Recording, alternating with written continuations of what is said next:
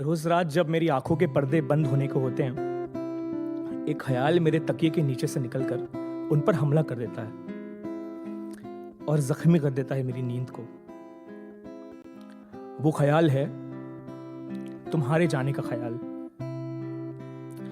मैं खुद भी ये जानता हूं और मानता हूं कि तुम्हारा जाना अनिवार्य है।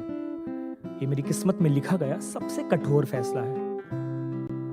मैं अपनी जिंदगी की सारी कमाई, खुशियां, कविताएं भी रिश्वत में मेरी किस्मत को दे दूं, तब भी तुम्हारा जाना अटल रहेगा। जैसे सब कुछ बिगड़ने के लिए ही सब कुछ ठीक होता है, तुम्हारा जाना बिल्कुल वैसा ही है। तुम जाने के लिए ही आई थी। क्योंकि सूरज की रोशनी को धरती पर पहुंचने के लिए 8 मिनट लगते हैं, तो कहते हैं कि हम सूरज को वर्तमान में देखते हुए भी अतीत में देख रहे होते हैं। तुम्हें देखना भी मेरे लिए सूरज को देखने जैसा है। तुम वर्तमान में भी मेरा अतीत हो चुकी हो। तुम्हारा जाना किसी खूबसूरत ख्वाब को देखते देखते नींद के खुलने जैसा होगा। फिर कोई ख्वाब देखने की ख्वाहिश नहीं बचेगी। फिर कभी सोने का मन नहीं करेगा।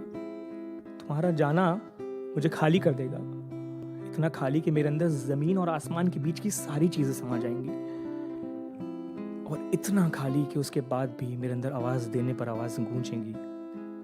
मैं ऐसा मकान बन जाऊंगा जो खुद को छोड़ना चाहता है। मैं ऐसा आईना बन जाऊंगा जो खुद को तोड़ना चाहता है। तुम्हारे जाने पर मुझे एक नई शुरुआत करनी होगी। मुझे फिर से सीखना होगा दुख देना, दुख सहना, खुशियां बांटना, खुशियां छीनना, नफरत करना। जिन्हें मुझसे कभी मोहब्बत थी, उन्हें मुझसे नफरत होते हुए देखना, और फिर से जुटानी होगी हिम्मत मोहब्बत करने की। मगर मेरा यकीन करो, मैं थक चुका हूं शुरुआतों से। मुझे अब बस किसी कहानी के अंत पर तुमसे मिलना है, और उसके बाद मुझे कुछ नहीं देखना।